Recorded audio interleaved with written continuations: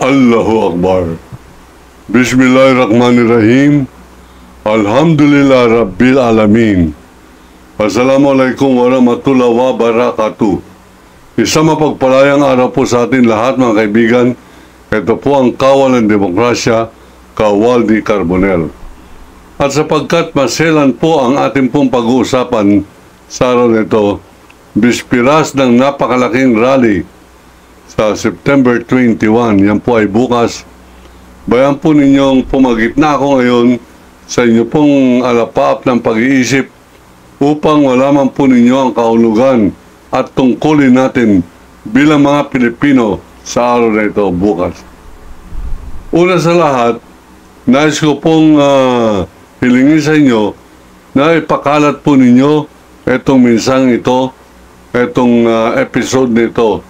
I-share po ninyo, ipasa po ninyo, sapagkat dito ilulunsad ko ang ating pong dalawang proyekto. Una, ang pagiging kilusan ng Kawal ng Demokrasya. Magiging Kawal ng Demokrasya Movement International. Sapagkat marami po tayong tagapakinig sa iba't ibang lugar sa mundo na gusto po nila maging formal na kasapi ng Kawal ng Demokrasya sapagkat sila ay subscribers na. Pangalawa, ating pong ilulunsad at nilunsad po namin kagabi, pinagmitingan namin kagabi ang alternatibong kongreso, ang Kongreso ng Sambayanan. Maselan po masyado ito sapagkat ito po ang kongreso na ibabangga po natin laban sa korupsyon, sa pagwawaldas at katrayduran ng ating sariling Senado. At yan po natin umpisahan ang katrayduran ng Senado sapagkat sila po ay may sinumpaan ng kanilang paglilingkuran ayon sa ligang batas. Ngunit pinakita po 19 sa kanila ng saligang batas ay gagamitin pa nila upang ipagtanggol ang impeachment laban kay Sara Duterte.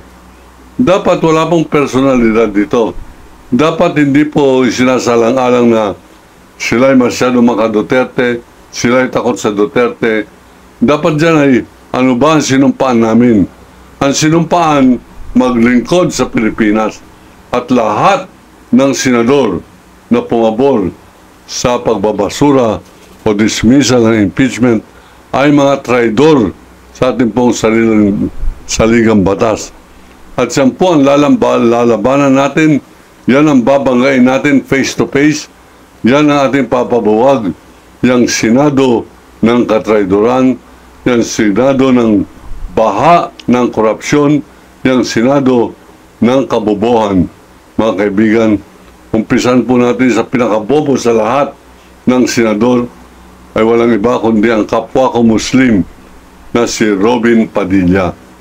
Makinig ka mabuti, Robin Padilla, at pag sinasabi mo ito na hindi mo napakinggan, imposible sapagkat ipapakalat natin mabuti ito hanggang dumating sa iyong mga bodyguard, sa iyong mga staff, sa iyong mga secretary, sa iyong mga tagahanga na ikaw ay hinahamon ni Waldy Carbonell, ni Kawal di Carbonell, Haji Waldy Carbonell.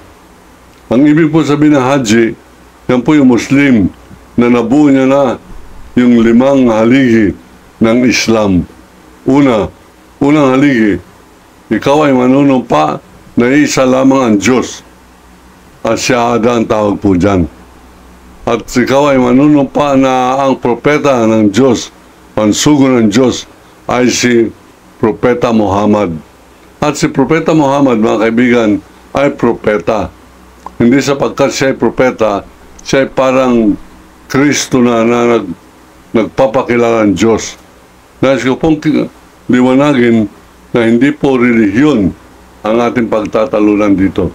Tulad po na kinasabi, ang relihiyon ay nasa pagkatao.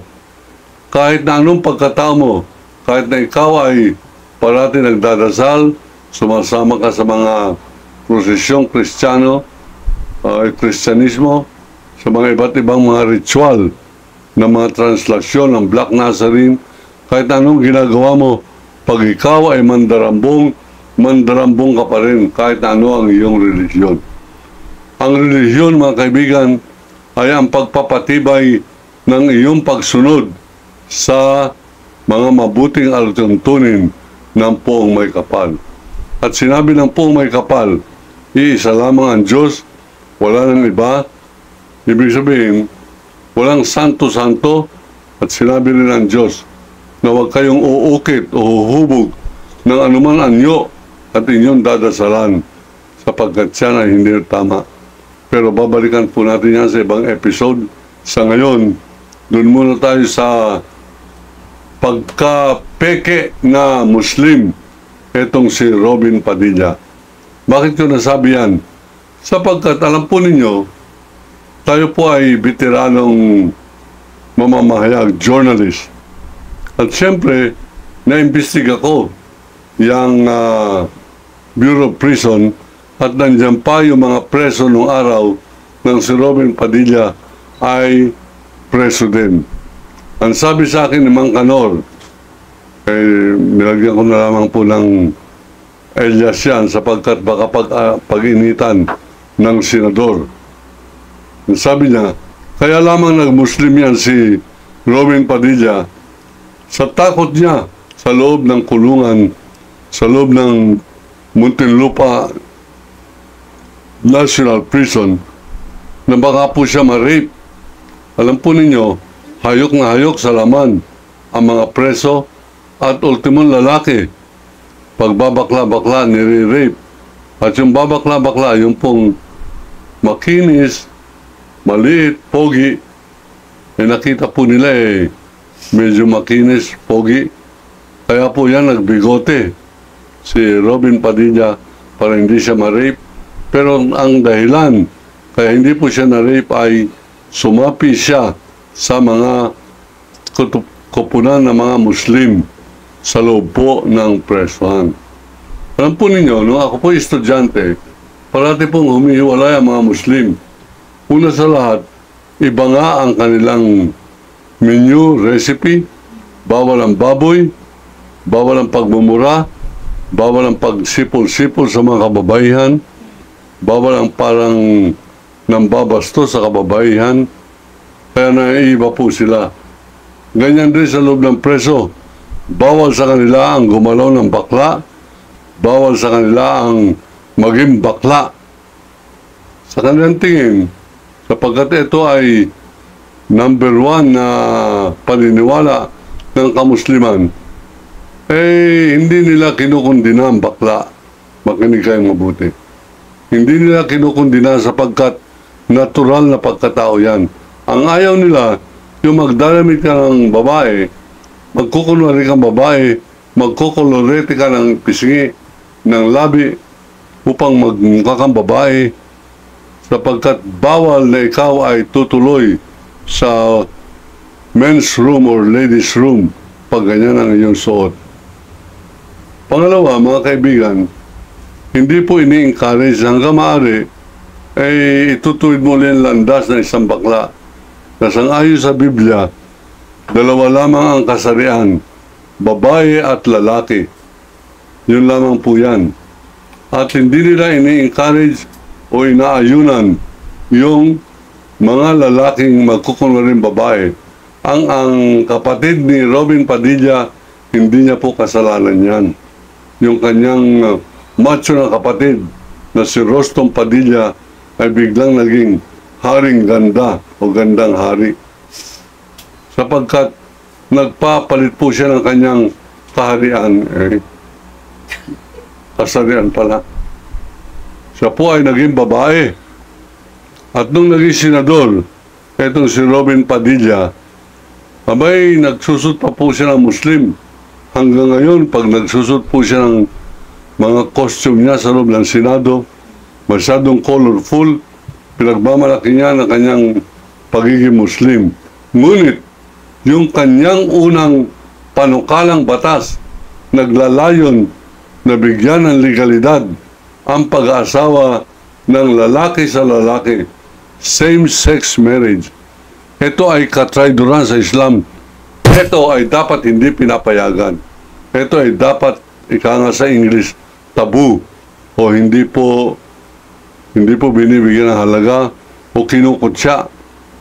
Dapat kutsain ang isang Robin Padilla. Ngayon, kung diyan po nag-umpisa yan, meron pa po akong hindi mapapatawad sa kanyang ganyang ginawang kasalanan. Habang pinapabomba ng hayop na si Rodrigo Duterte na naging Pangulo pa naman ang Muslim city ng Marawi City, may parang sumasang-ayon ito si Robin Padilla. Ang ginawa niya, nagbibigay siya ng ayuda artisan well doon po sa mga evacuees. Bakit barkada niya naman si Duterte? Ba't hindi niya sabihin, boss, kawawa naman yung babae, lalaki, mga kamusliman. Nanay ko, Muslim, huwag ka makialam dyan. Yan po parating sinasabi ni Duterte. Ang akin po, dyan pa lamang bilang Muslim, nagkulang na si Robin Padilla at hanggang ngayon, 5 taon na nakakaraan, hindi pa niya kinukundina ang pagbomba ng sariling arming Pilipino sa mga Pilipinong Muslim. Hindi po yan kaaway. Paano magiging kaaway sapagkat iba lamang ang kanyang relihiyon? National enemy na ang Muslim sapagkat iba ang kanilang relihiyon. Ang masamang relihiyon ay nagpapatupad ng mga rape, nagpapatupad ng panggagancho, nagpapatupad ng sila ay anak ng Diyos. Peke po yan. At nagsasabing Kingdom of Jesus Christ. Kibuloy po yan. Kung ikaw ay Muslim at pinagtatanggol mo si Kibuloy, yan ay karumal-dumal. Yan ay hindi pinapayagan. At pag ikaw ay pumapayag na bombahin ang mga babae, mga bata walang kalaban-laban, matatanda, yan ay condemnable. Dapat ikondina. At dahil sa hindi mo ginagawa yan, ikaw, Robin, ay walang puso para sa mga Muslim. At yung iyong ginawa nung isang linggo, habang nagkakaroon ng flag raising ceremony, sa halip na ilagay mo ang iyong kamay sa iyong puso, sa ibabaw ng iyong dibdib sa puso, ang ginawa mo ay nagganyan ka. Sa malayo, akala nila ay ganun. Sapagkat ikaw ay Robin Padilla at ikaw ay kampon ni Duterte, pala ganun yun. Robin. Duterte. Ito'y sabi niya ganun. Naniniwala po tayo sapagkat ang ibig sabihin ng ganun sa Muslim, nag-iisang Diyos. Kumakanta siya ng lupang hinirang, na ganun ang kanyang kamay, nag-iisang Diyos, mali, sapagkat magkahiwalay po yan. Yung sa bansa, sa estado, sa gobyerno, ganyan po yan. Ngayon, pag ikaw ay magdadasal, merong parte ng pagdadasal ng Muslim na ikaw ay luluhod at tuturo mo ang iyong daliri at uulitin mo, Asyhadu la ilaha illallah. Nanunumpa ako na isa lamang ang Diyos. Pasumpa-sumpa ka pa, tangina ka. Yan mga kaibigan, hinahamon po natin.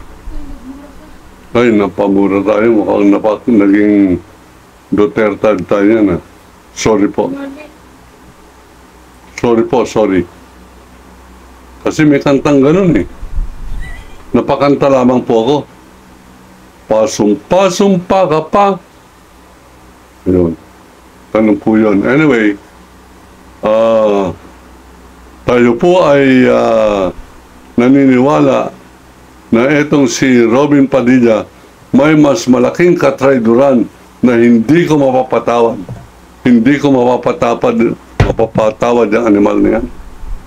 Muslim sa Muslim, nagsabi siyang handa raw siya mag-resign sa Senado. Huwag lamang kakalabanin ng Islam. Okay. Pangalawang beses mo na niloloko ang sambayan ng Pilipino. Una, sabi mo, pag sinunog ka, mag-aamoy Duterte ka. Idiot. Bobo. hangal. Ako, masama, mura na yata yun, hindi po nagmumura Muslim eh. Alam po ninyo, hindi naman santo Muslim, pero may mga alituntunin na hindi po namin nilalabag. Ang una dyan ay katrayduran. Katrayduran sa Islam, paglalapastangan sa Islam, katrayduran sa bansa. Trinaydor ni Robin Padilla ang Islam sa kanyang panukalang pwede mag-asawa ang lalaki sa lalaki. Trinaydor ni Robin Padilla ang Islam sa kanyang pagpunta sa simbahan upang pabinyagan ang kanyang bunsong anak bilang isang Kristiyano. Tungkulin po ng Muslim na i-guide. Hindi wala sa Muslim, walang pilitan. Ikaw hihikayatin maging Muslim. Ang paniniwala ng Muslim, magiging Muslim ka lamang pag ikaw ay nakatakda, ginuhin ng tadhana na maging Muslim sapagkat ikaw ay napili ng pong may kapal na mailigtas sa kapahamakan pagdating sa kabilang buhay. Wala pong magsasabi sa inyo, pare, Muslim ka na. Bawal po yan. Proselytizing ang tawag po dyan. Panghihikayat. Ito hindi naman hinihikayat ang anak ni Robin Padilla. Pinabinyagan niya sa Katolikong simbahan. Ano ibig sabihin? Hindi siya naniniwala sa kanyang sinasabing iisa lamang ang Diyos. Sapagkat pag ikaw naging Kristiyano, tinuturo mo na meron pang isa pang Diyos at siya ay si Jesucristo. Yan po ang pagkakaiba niya. Ngayon, sapagkat ito po ang ating hamon, hinahamon po natin si Robin Padilla, mag-resign ka.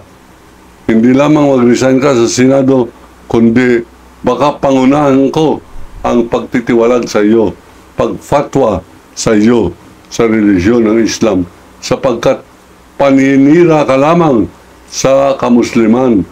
Ikaw, Robin Bigote Padilla, mag-artista ka na lamang at marami ka naluloko ron, nagbabayad pa. Balik ka na lang sa pelikula. Ayun talaga ang buhay mo, pelikula.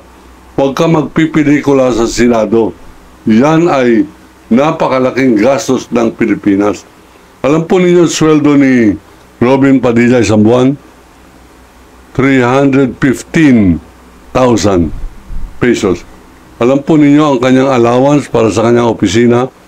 1,116,000 pesos. Para sa kanyang driver, bodyguard, secretary, gasolina, pakotse, pakasambahay, kung ano-ano pa mga gastos, mga kaibigan, lahat yan.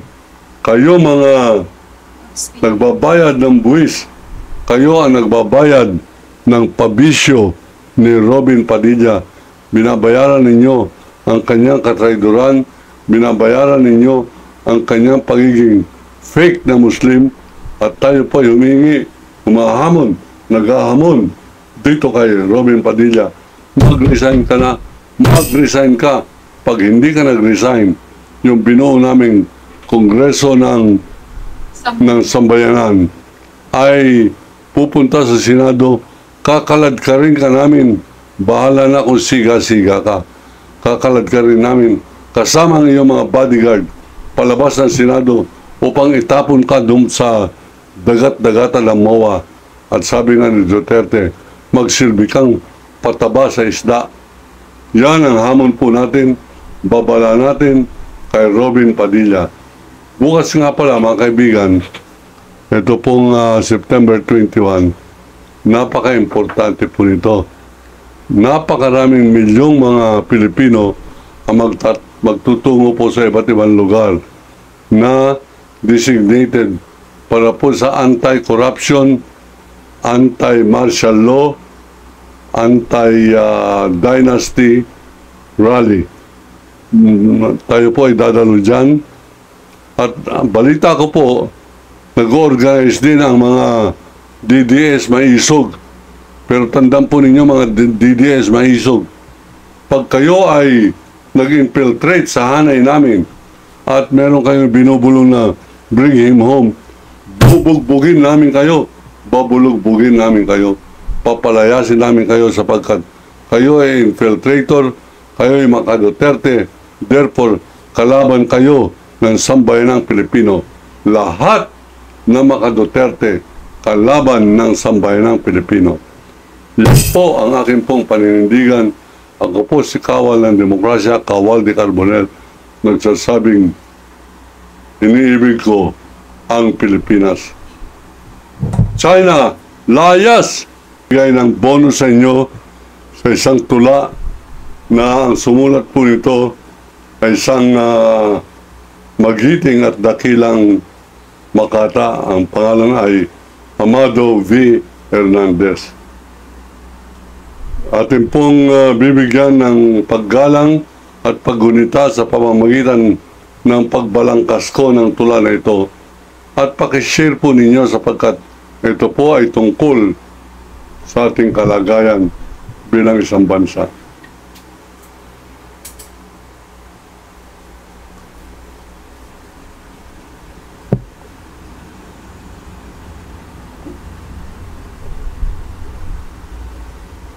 Kung tuyo na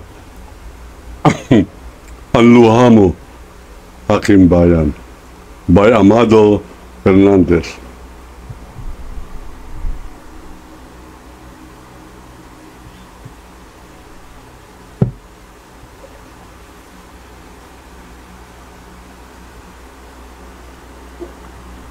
Lumuha ka, aking bayan.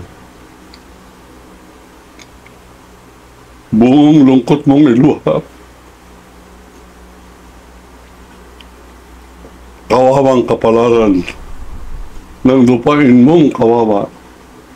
Ang bandilang sagisag mo'y lukob ng dayuang bandila, pati wikang minana mo'y busabos ng ibang wika. Ganito ring araw ng agawin ka ng laya, 13 ng Agosto, nang saklawin ang Maynila. Lumuha ka habang sila ay palalong nagdiriwang, sa libingan na maliit ang malaki may libingan. Katulad mo ay si huli, maaliping bayad utang, katulad mo ay si sisa, binaliw ng kahirapan. Walang lakas na magtanggol, walang tapang na lumaban, tumataghoy.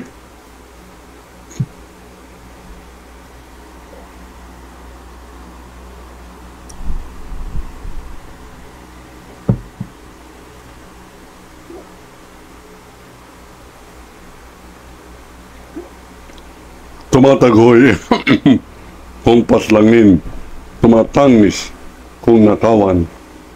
Iluha mo ang sambuntong kasawian, talakop ay iyong pagpahirap sa banyagang pampalusog. Ang lahat mong kayamanan kamal-kamal na naubos, ang lahat mong kalayaan sabay-sabay na natapos. Masdan mo ang iyong lupa, dayong hukbo ang nakatanod.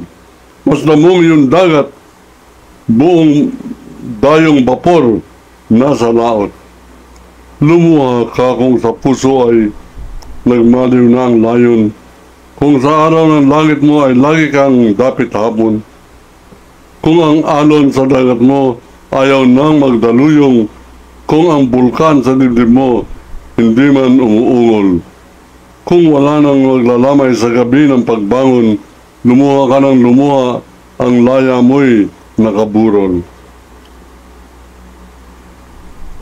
Sa araw din ang luha mo'y masasaid, may araw din ang luha mo'y masasaid. Matutuyo, may araw din na luha mata mo'y sa mata mo'y mamumugto. Ang dadaloy kundi apoy. Apoy na kulay dugo, samantalang ang dugo mo ay merong kumukulo. Sisigaw kang bungkitin sa liyab ng libong sulo at ang luwang tanikalay lalagutin mo ng punlo.